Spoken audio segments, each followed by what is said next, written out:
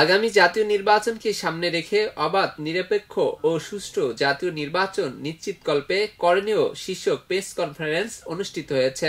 আজ বুধবার রাজধানীর জাতীয় প্রেস ক্লাবের আব্দুস সালাম হলে ফেয়ার ইলেকশন অ্যাডভাইজারি কমিটির আয়োজনে নির্বাচনকে ঘিরে নানা উদ্বেগ, করণীয় ও সুপারিশ তুলে ধরা হয়।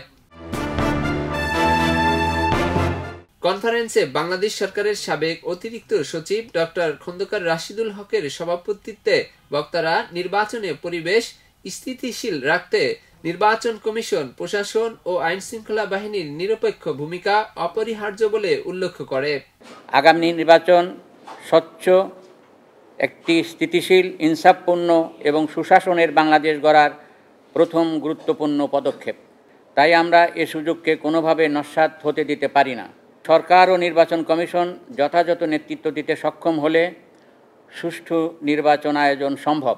এর আগে বাংলাদেশ সরকারের সাবেক সচিব ডক্টর মোহাম্মদ শরীফুল আলম প্রবন্ধ উপস্থাপনে অবাধ, সুষ্ঠু নির্বাচনের জন্য 5টি মূল সুপারিশ তুলে ধরেন। এর মধ্যে রয়েছে প্রতিটি ভোটকেন্দ্রে সিসিটিভি ক্যামেরা স্থাপন, আইন শৃঙ্খলা বাহিনীর সদস্যদের বডি অন ক্যামেরা সংযোজন, মাঠ প্রশাসনের কর্মকর্তাদের লটারির মাধ্যমে বদলি, অবৈধ অস্ত্র উদ্ধারে বিশেষ অভিযান ও নির্বাচনের দায়িত্বে নিয়োজিত কর্মকর্তাদের সর্বোচ্চ সততা, নিরপেক্ষতা ও পেশাদারিত্ব নিশ্চিত করতে বিশেষ আহ্বান জানানো হয়। আয়োজকরা মনে করেন, স্বচ্ছ ও নিরপেক্ষ নির্বাচন শুধু রাজনৈতিক স্থিতিশীলতাই নয়, দেশের অর্থনীতি, আন্তর্জাতিক সুনামের উপর ইতিবাচক প্রভাব ফেলে। এর জন্য নির্বাচনের প্রক্রিয়ার প্রতিটি ধাপে রাখতে হবে সর্বোচ্চ সতর্কতা এবং জনগণের আস্থা অর্জনের মতো ব্যবস্থা।